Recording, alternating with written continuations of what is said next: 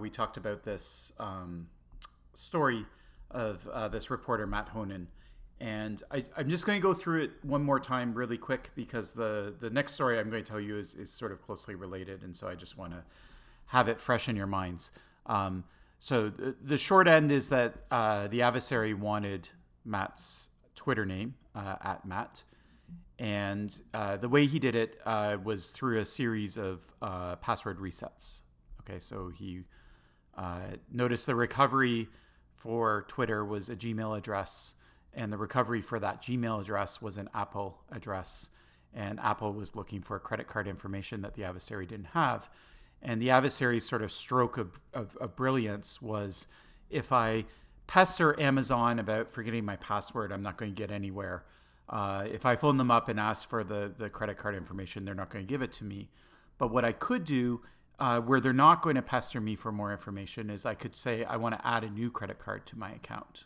Okay, if I add the new credit card to the account, then I can claim after that I lost my Amazon account. And when they ask me for the credit card information in order to reset my password, well, I actually know it now because I was able to add a credit card. Okay. And then he was able to log in and he was able to see the rest of the rest of the cards that were stored on the account. Conveniently, even though it was starred out, the last four digits was visible. And so he could find the last four digits of the credit card that was used on Apple, and then sort of, do all of these resets and not only take over Amazon, but also take over Apple, also take over Google, and then ultimately take over Twitter.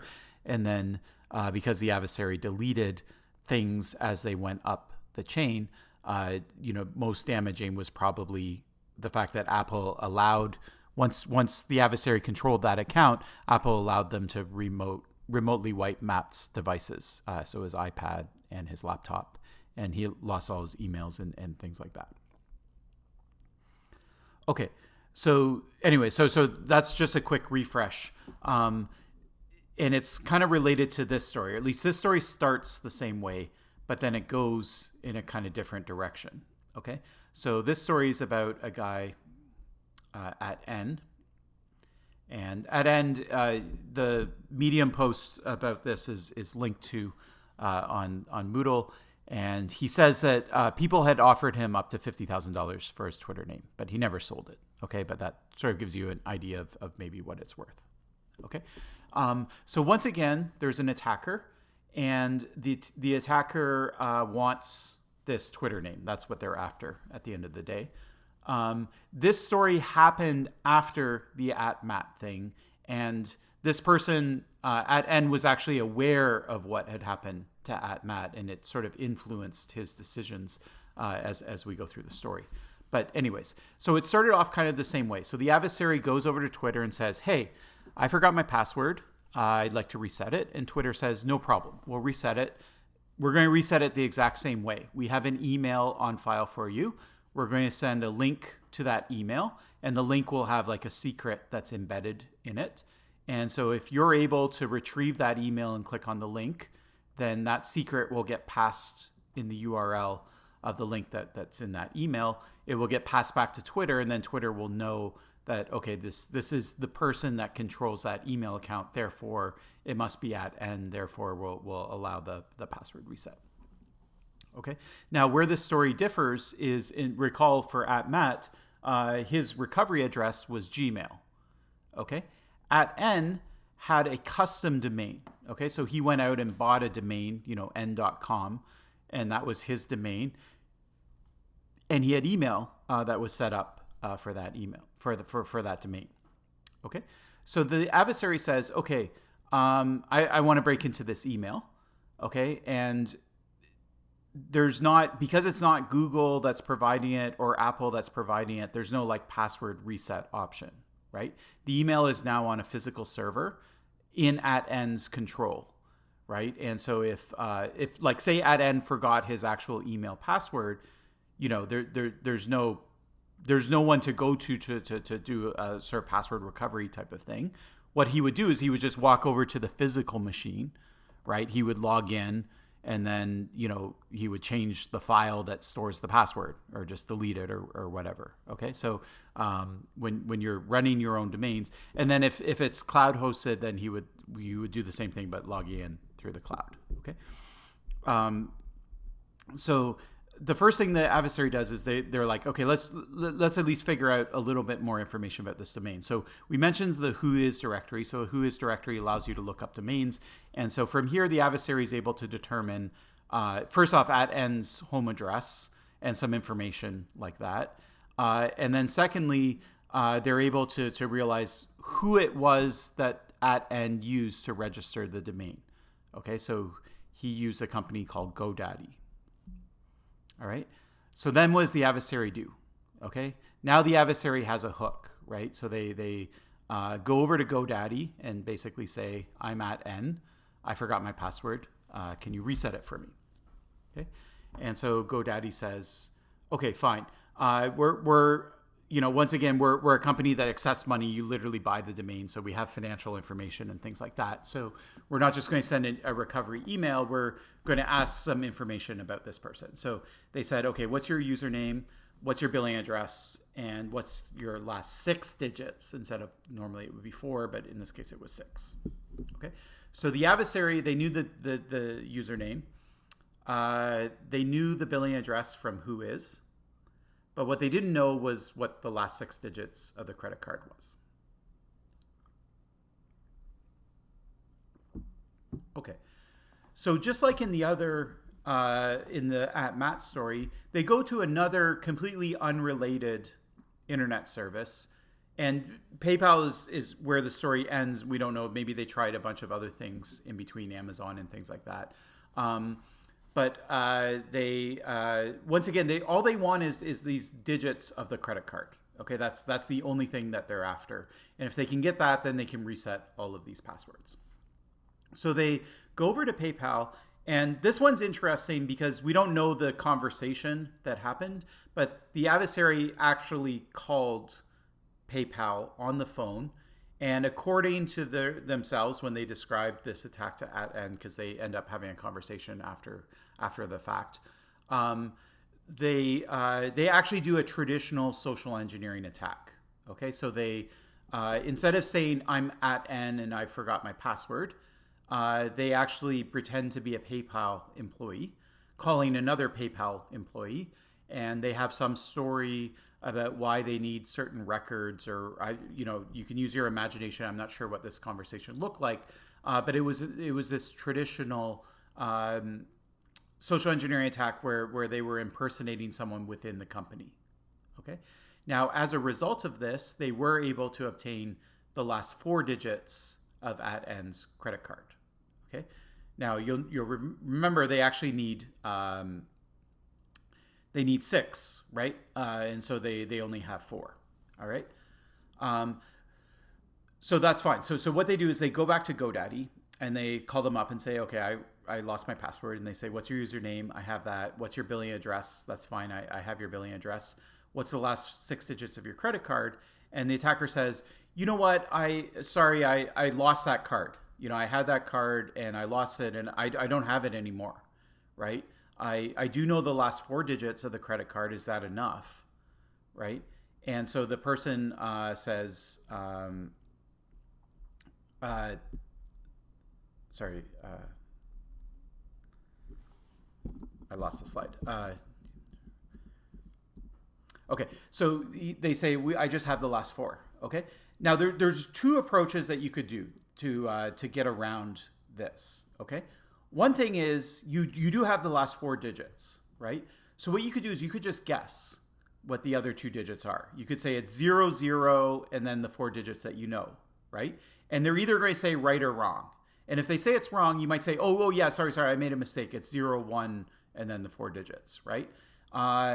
And eventually they might hang up on you. That's fine. You just call back again, right? You call back again. You probably get a completely different person, right, on the line, because these customer call centers are huge. And then you do a couple more guesses with them. Okay. And there's only there's 100 possible digits that you're missing. And if you can get 3 or 4 guesses in each call, right? You don't have to call them that many times. Let's say you get 5 guesses, you only have to make 20 calls. Okay, so that's sort of option A. Now, option B, what actually happened in this attack is that the customer service agents, they bought the story that he lost the card, and so they're like, "That's okay, we'll help you." Okay, I believe that you are who you say you are. You clearly have the last 4 digits, so I'll just try, like, I'll try 000102. And so the person on the other end of the phone was basically just doing this. And then I guess that the missing 2 digits were like actually fairly low, and they were able to guess it in like the first 10 tries or something like that. Okay, so they were able to do it. Okay, now you might say, well, what if you do this attack, like if you know none of the digits, right? Well, guessing 4 digits, that's a lot more combinations, right? That's 10,000 combinations. That's a little different than 100. So you probably wouldn't be able to do this to just completely guess the last 4 digits. But if you have a bunch of them and you're just missing 2 of them, then you can do this. Okay, so the adversary said, okay, that's great. This person, oh yeah, and the other thing was that the customer service agent was using some sort of automated system, right? So it wasn't like a challenge where they were looking at a spreadsheet and it had the last 6 digits, and they're like, okay, tell me the last 6 digits, and then they're trying to test them, challenge them to see whether they know.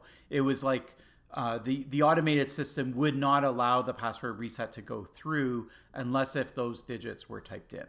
Okay, so that's actually interesting in and of itself, because it's a way of kind of limiting or governing the behavior of these customer service agents, right?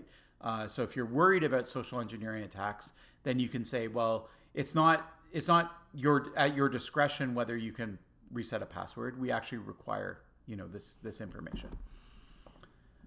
Okay, so the adversary then takes over GoDaddy. Okay, so they now own the custom domain, right? And so they can go back to Twitter, they can hit the password reset, and now the email will go to, well, okay, let me say it differently. So they take over GoDaddy. Then what they'll do is they'll go into the GoDaddy record, the DNS record, and they'll change, remember when we talked about email, they'll change what's called the MX record. So they're going to change the MX record. They're going to change the IP address so it points at the adversary's machine. Then they go back to Twitter. They say, I want to reset my password. Twitter sends the password to the same email address, right? n@n.com. The only difference is that when n.com is converted to an IP address, it's no longer converted to the IP address of @n. It's converted to the IP address of the adversary. Okay, so as far as Twitter is concerned, nothing changed. They're still sending the email to the same place. What's changed is when they do the DNS lookup, they get back a different IP address. But that's not suspicious because people change IP addresses all the time for all sorts of reasons. Okay, all right. So this almost works. There's only one problem. The problem is the delay. So when you go to GoDaddy and you say, change my MX record to this new IP address, it's not instant. Okay, there's all sorts of DNS servers, resolvers, and they're all across the internet. They don't all have like a central point that they talk to. They kind of learn information from other servers, and it kind of, the D in DNS is distributed. So this is a distributed system, right? It's not a centralized system.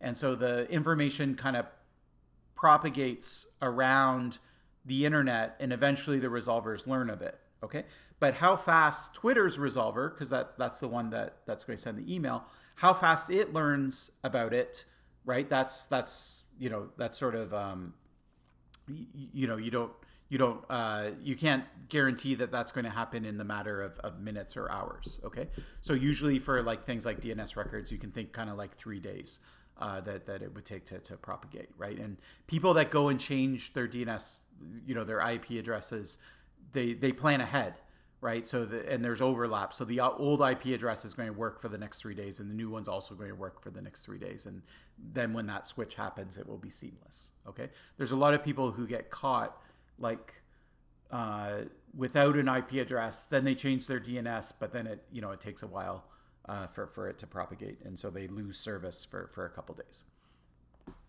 All right. So now at N, because the email is still going to his real email address, okay? Because the email has been changed. So the domain has been stolen.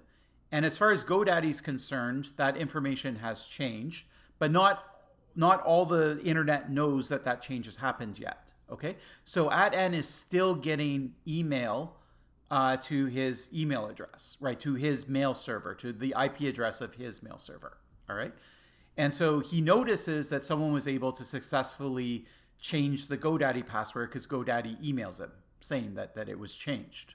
Okay. And so immediately he thinks back to the @Matt story. He's like, I know that they're after my Twitter. I mean, I just know that that's what the deal is. Okay. So he goes to Twitter and then he changes the email recovery. So he changes it to, I don't know, to like a Gmail address or something like that. So now, even if the adversary eventually gets access to his email, then they'll try and reset it on Twitter, but it's going to go to a different address now, not the address that's associated with GoDaddy. Okay, so in a sense, @N lost their domain, but they were able to save their Twitter account. Okay, now what N realizes though is that I have a lot of professional contacts, right? And they're all emailing me at this email address because they think it's my email address. And now in a couple days, all those emails are starting to go to the attacker. The attacker is going to be angry because they weren't able to get the Twitter password after all of this effort. And I don't know what they're going to send to my contacts, right? They could send offensive material or things like that. And so eventually he realizes that, hey, you know what? It's better for me to just hand over the Twitter and then regain my domain. Okay.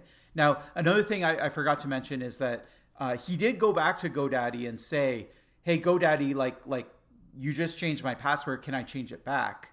And then GoDaddy's like, well, no, you're not. You know, when we look at your information, you're not the person that owns this anymore, right? All your information has changed. And so they're like, you can do this paper and pen process where you send us some like government ID and things like that. And maybe in 2 weeks, we'll change it back. Okay. But anyway, so @N knew that maybe eventually he could get it back, but it would be too late for his email. All right. So anyway, so then he ends up surrendering the account and gets he has a conversation with the attacker, and so he says, okay, I gave you the Twitter name, and then the adversary's like, okay, I gave you your domain back. This is the GoDaddy password. And then he's like, by the way, do you want to know how I did it so that you can protect yourself in the future? And so then he told them all the different steps, and then there's an article about it, which is linked to on Moodle.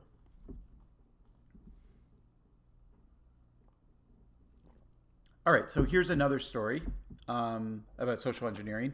And so this is a more recent story. It only happened a couple of years ago. And so it concerns these things. So you probably heard of Bitcoin. It's a cryptocurrency, a digital currency.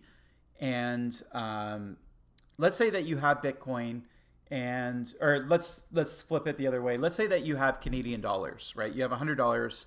It's in your bank account, or it's a $100 bill, and you want to buy Bitcoin with it, right? How do you actually go about that? Like, how do you turn your Canadian dollars into Bitcoin? So there's a bunch of websites called exchanges. Okay, so the exchange that gets hacked is not Coinbase.com. This is just an example of how an exchange works. But Coinbase is one of the bigger exchanges. And so you would go to a website like that and you would say, okay, I want to start trading Bitcoin for cash, or I have cash and I want to trade it for Bitcoin. Okay. And so what happens is you actually move your Bitcoin into the exchange's possession. Okay. So you transfer your Bitcoin. So let's say Alice here, she has 10 Bitcoin. She wants to turn it into Canadian dollars. The first step is she'll put it on the exchange, which means she transfers it from her control to the exchange's control. Okay. So now the exchange has her Bitcoin. It controls it fully, but it owes her that Bitcoin. So if she ever comes back later and says, I want my Bitcoin back, then it will have a record of how much Bitcoin belongs to her. So 10 of the Bitcoin belongs to her. So we'll have a file kind of like the file that you see. Okay. And then similarly with Canadian dollars, except for Canadian dollars, you have to go through the banking system. So you would do some sort of bank transfer. So let's say that Bob is willing to pay $100 for some Bitcoin. And so Bob transfers his Canadian dollars to the exchange. And once again, now it's in the exchange's bank account. And the exchange just has an internal record that says that you owe Bob 100 Canadian dollars. Okay.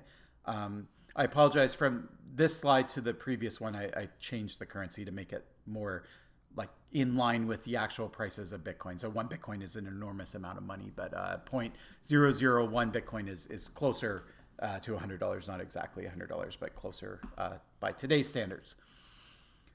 Okay, so that's fine. Now the other thing that the exchange has to have, so it basically has two things. It has a record of all its users and how much money is in their accounts.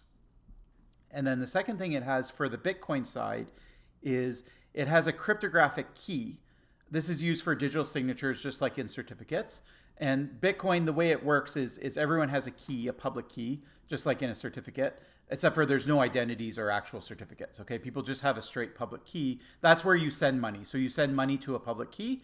And then if the person who received the money wants to send it to someone else, they sign a message with the secret key that's associated with that public key.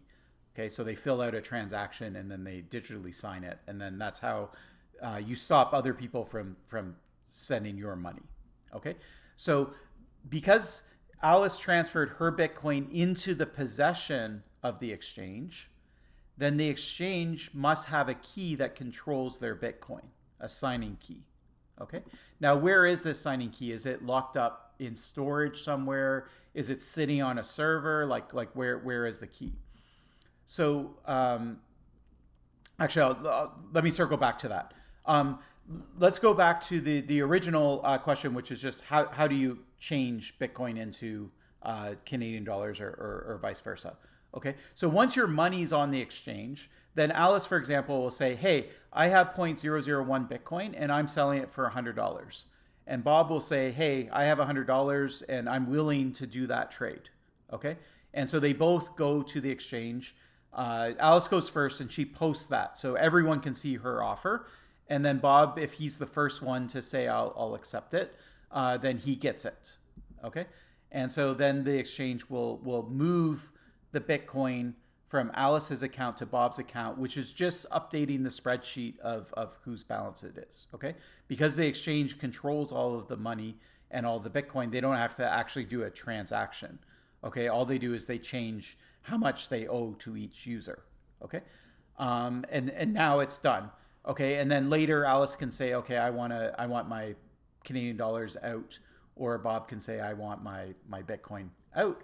And so he'll send a request to withdraw it, and then Coinbase will send it back to Bob's address. And in order to do it, this is where the key gets involved. The Coinbase has to sign that transaction. Okay, so they have to sign the transaction and push it to the Bitcoin network, saying, "I want you to transfer this 0.001 Bitcoin that's in my account, the exchange's account. I want you to push it to Bob." Okay, now the key is basically all the Bitcoin on the exchange is this key controls it. If you get the key, you can sign any transaction you want, and you can move the Bitcoin off of the exchange into your own account. Okay, so this key is kind of like a password or something like that to the Bitcoin that's sitting there. It's a secret, and it's very sensitive. Okay, the other thing is, because people are withdrawing all the time, you have to have that key around. Okay, you have to have it so that you can issue these signatures when people request it. Okay, what exchanges do now, the other thing is, a lot of people will load their money onto an exchange, but they won't withdraw it right away. You think like you load your money in and then you do the trade and then you pull it off right away. But a lot of people will load it in, they'll do the trade, but then they'll just let it sit, right? Maybe because they're worried about, if I pull it off, then I have to secure it. But if it's sitting on the exchange, they're worried about securing it. they give me a username and a password, and if I ever forget my password, I can reset it and things like that. So from a usability perspective, it's kind of like having a bank, right? I'll just leave my money on the exchange like I would leave my money in a bank account. Whereas if I pull it onto my own computer and I, you know, get malware on my computer, or I lose my computer or something like that, then my Bitcoin's gone, right? So we see this a lot where lots of people will put their money on an exchange and they'll never withdraw it. And so what exchanges do is they say, okay, we know we have this sensitive key, and we know we have to keep it online in order to keep up with all the people who are actually withdrawing money. But at the same time, it's not like everybody's going to come and withdraw at the same time. So what we're going to do is we're going to split our funds into two piles. We're going to keep, like, I don't know, 5% of our funds on the server, basically in the address that's associated with that key, and we'll keep that key on the server, which is online. Okay? And the other 95%, we're going to move it off the computer. We're going to air gap it. We're going to print it on a piece of paper, whatever. If people start withdrawing at a faster rate, and we see that we're about to run out of money on the server, then we'll go get that paper out of the safe that it's stored in, and we'll do this whole like ceremony kind of thing in order to move some new money over from what's called our cold storage. Okay, so that's basically how exchanges work. All right, now because they have this key and it's always online, and you can, that server is there, anyone in the world can connect to that server. Okay, if you can breach that server, you can steal the key. If you steal the key, you can steal the money. Okay, you're not going to get 100% of the exchange's money, but you're going to get 5%, and 5% could be a lot of money.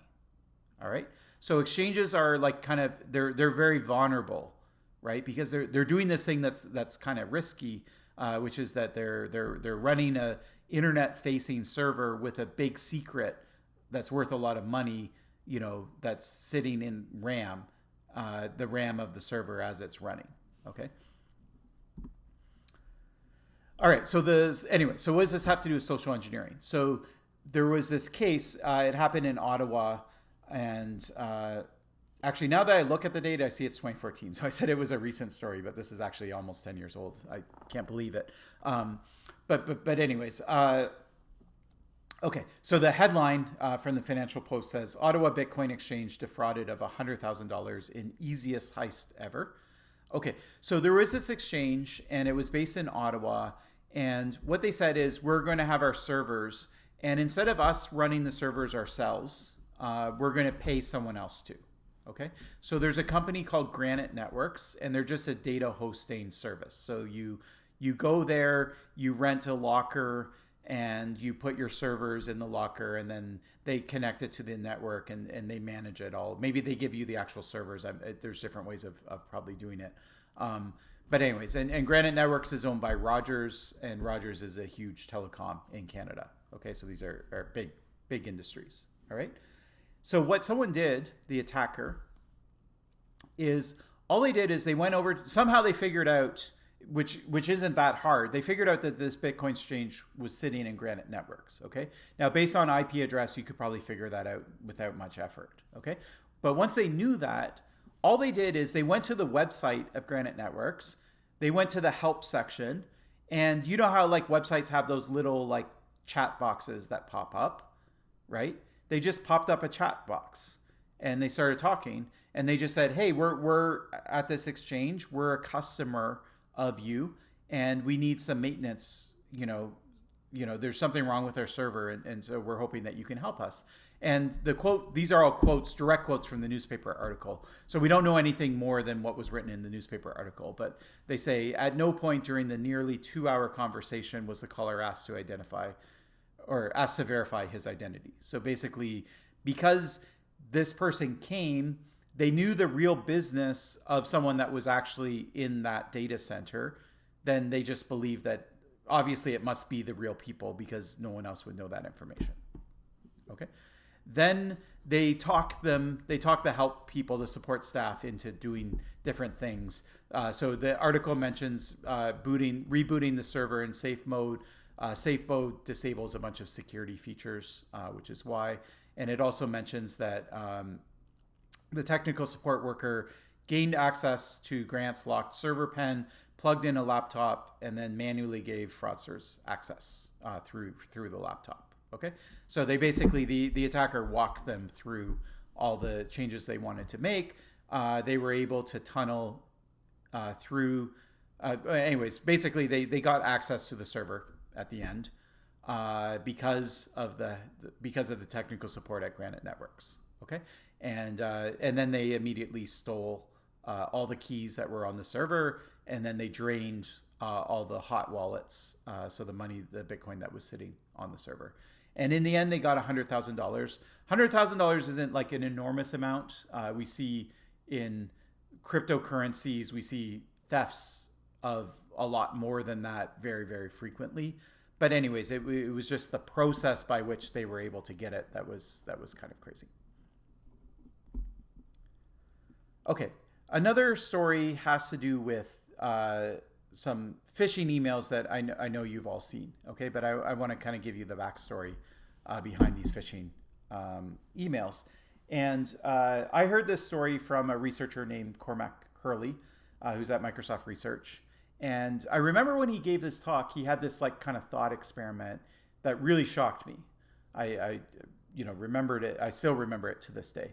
And so it went something like this. He said, okay, pretend that you're on the black market, on the dark web, as they call it on the internet. So there's a lot of websites and things like that where people will steal a bunch of information, and instead of using it, they'll just sell it, right? So they'll steal a bunch of banking passwords and pins and things like that, and then they'll just sell it. And so there's this market for this information. Okay, so he said, imagine you have banking details like a username, password for an online bank account. And if you log into that bank account, there's $10,000 sitting there. You can do whatever you want with it. Okay, what would you actually pay if you're on the black market and you had this credential? You stole this username and password. Okay, and it's basically $10,000 that's sitting there free for the taking. What would you expect to get for that? Right? How much money would you expect to get for that username and password? So let me pause and actually think about it.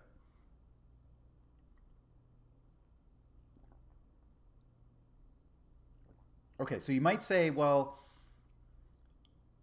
if I was buying this, I probably wouldn't pay the full $10,000 because I have to log in and things like that, and I have to actually attack this somehow, right? So I'm not going to pay the full $10,000. This was my thinking, but I'm going to pay pretty close, right? I might pay $8,000 or something like that. So there's a bit of friction for me in order to exploit it. So I, and if it's sold for $10,000, anyways, and so, I wouldn't pay $10,000 just to get $10,000, right? So the person that's buying it wants to make a profit from it. And so anyway, so I was thinking it might sell for $8,000 or maybe as low as $7,000, something like that. Maybe $750, like 75% of the amount of money. Okay. Now, what's the answer?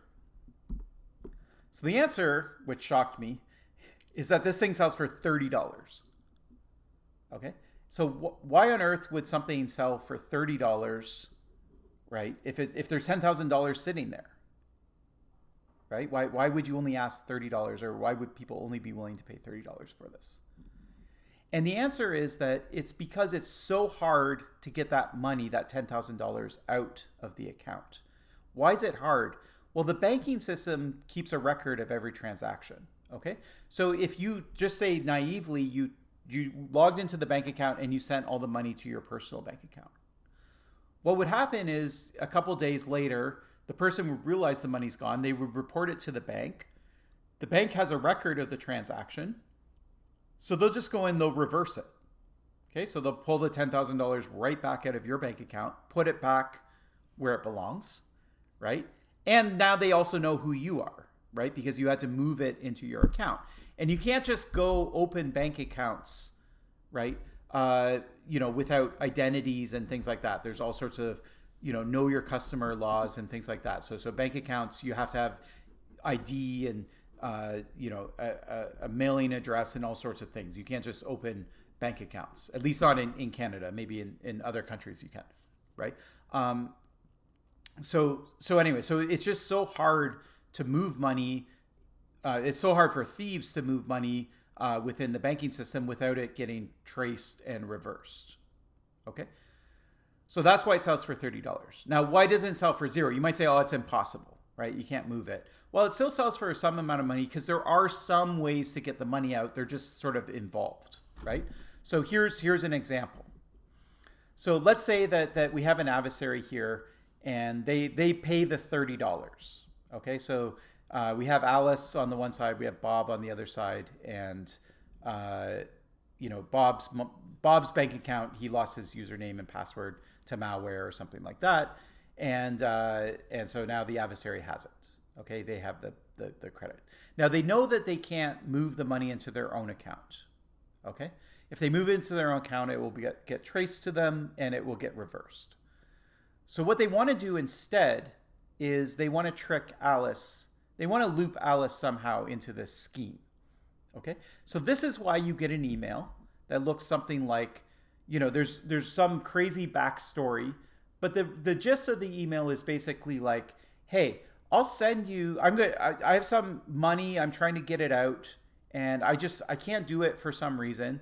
So I want you to help me. And here's how it's going to work. I'm going to send you $100,000, and you're going to keep 80 of it, and I keep 20. Okay, so you get most of it, right? I just want 20 back. Now, most of the time, I should mention this is only one template. So there's a lot of different frauds. Like sometimes it's just at some point they're going to promise the money and then they'll never follow through, and then they'll want some money in order to send the money, and then like some of the frauds are like that. Sometimes it's just about getting information, personal information about you and things like that. So there's many frauds in this category. Okay, but the way that this one fraud works is that if you agree to it and you give them the banking details, they will actually send you the money. You will actually get $100,000 in your bank account, real $100,000. Okay, so what they do is they send it to you from Bob's account. Okay, so they send you $100,000. Okay, I apologize. There's a weird thing happening in the slide. So there's an 80K that's written in the bottom left. Just ignore that. That number will show up later. I don't know why it's showing up early on these slides. But anyways, okay, so 100,000 goes to Alice, to Alice, and then what the adversary will do is say, hey, go look in your bank account. There's $100,000 there. And at this point, it becomes very urgent for the adversary because they have a small window of time to get the money from you. But they're like, you promised me 20 of that. Like, I want it, high pressure. And when you send the 20K to them, they'll ask for it not through the banking system. They're going to ask it through some sort of, like Western Union or maybe a cryptocurrency like Bitcoin, some like kind of untraceable channel. Okay. And so anyway, when the dust settles, you still have $80,000 sitting in your bank account. And so you're thinking, oh, that was a good business deal that I did with this person, right? I made $80,000, right? Then a couple days go by, and eventually Bob realizes, hey, my money's gone. So he reports it to his bank, and then his bank start investigating, where did it go? And they notice a transaction from his bank account to Alice, right? And so the bank says, oh, Alice, like that money you received, first off, there might be an investigation into Alice because she looks like the thief, okay? But in any case, right, that money that you got, that $100,000 you got, that was stolen money, okay? So we're going to, it's not like you have to pay it back. It's like we're just going to reach into your bank account and pull it out, okay? And we're pulling out $100,000, right? And so you'll go into negative, your balance will be negative if you don't have more than $80,000, right? And remember, you only have 80 because you gave 20 to the adversary, and the adversary is now long gone. They've ghosted you, right? And their money is untraceable. So you'll go to the police and say, I didn't steal it. There was this whole thing.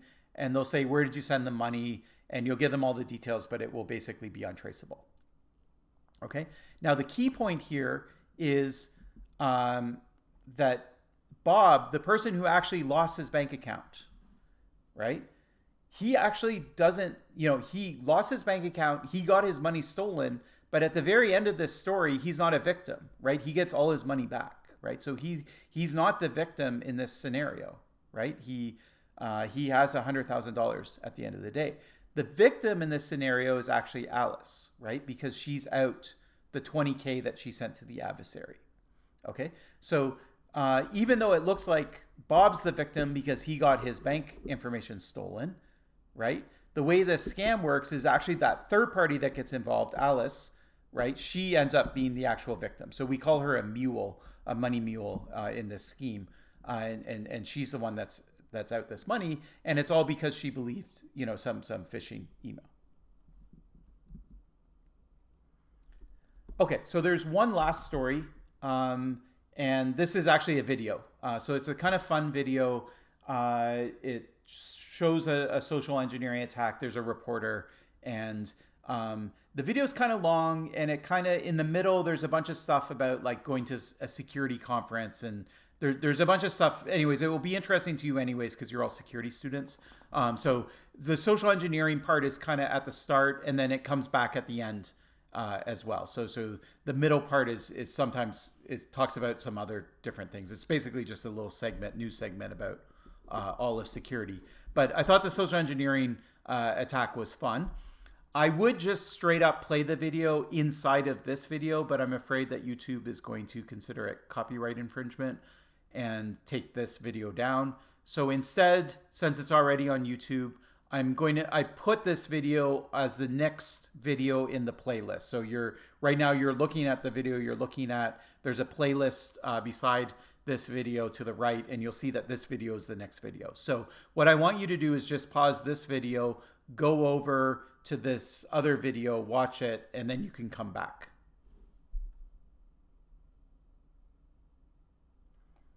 Okay, so I'm assuming now that you're back having watched this other video.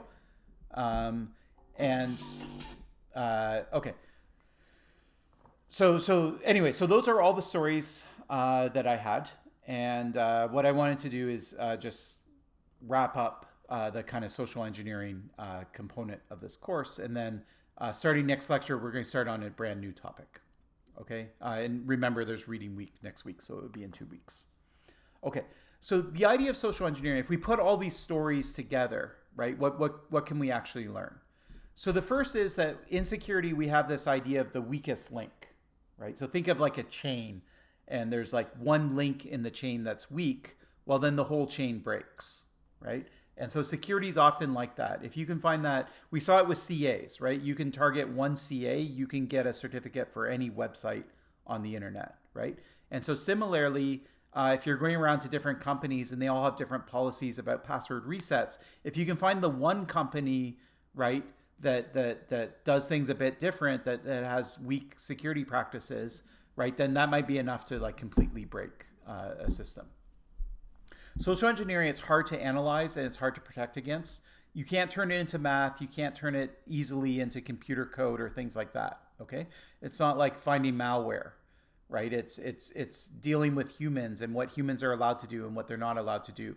To some extent, you could. So you could try to model policies as access control policies, and then you can do some like logical reasoning on it. So I'm not saying it's impossible. But usually that type of research, like the modeling is hard. If you don't model things exactly as they are in the real world, then there could be attacks because you miss things in your model. So you could try looking at that as a project if this is interesting to you. But in general, there's no recipe really for defeating social engineering.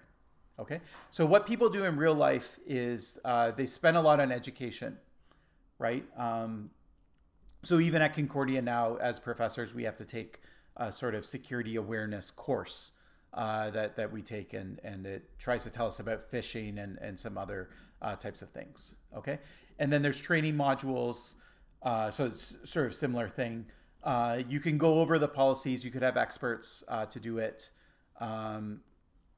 Another good technique is if one person can do something that's sensitive, like reset a password, that's often not the best case. So if you can try and distribute that capability amongst many people, then 3 people have to come together. And if all 3 of them agree that this should happen, then it happens. Okay, so that's one trick that um, you can do to try and defend against it. The problem with that is it slows it down, right? If one person can do a task, then then you can get it done right away. If you need three people to do a task, then it could take a couple days because you have to get all three of them in the same room at the same time.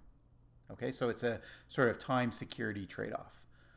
Another thing you can do is I mentioned this, you can just hire a security firm to like penetrate test your organization using social engineering attacks. They'll write a big report about what they were able to do, what they weren't able to do, what worked, what didn't work, where they think you're vulnerable. Then you can go back over your policies and also work on education or training that's more specific to the things that they found when they did the test. Okay, and then the other thing you can think about is things like emails and domains. SIM numbers we didn't talk about explicitly, but they're another thing that people just assume that they work right. Like I have this domain, and if I go to it, it is owned by the person I think it is, right? And when I convert it to an IP address, then that person actually controls it, right? And same with cell phones. There's all sorts of two-factor authentication, or we're going to email a password link to your number or whatever. And there's this assumption that once the number is yours, it's yours. Like no one could ever steal that phone number from you, okay? But that's not true at all, right? There are, whether it's through social engineering or some other attack, there are ways to change a domain name so it points at an adversary's IP address. There's ways to change a phone number so that it's going to the adversary's phone instead of the user's phone. Okay, so a lot of times we think that there's these like very strong primitives that we have like DNS and that they always work, right? And it's kind of an anchor that anchors a lot of these systems together, right? But once you realize that these things aren't any different than anything else on the internet, it's usually just usernames and passwords or customer support agents. Like that's the only thing that's stopping an adversary from impersonating someone that they're not, right? So anyway, so whatever you can do to lower your reliance on that might also be profitable. Okay, so that's it. Thank you very much. And like I say, next week is reading week. So I'll see you in 2 weeks. I'll take up any questions that you have about this. And then the next topic we'll look at is usability and how we evaluate usability.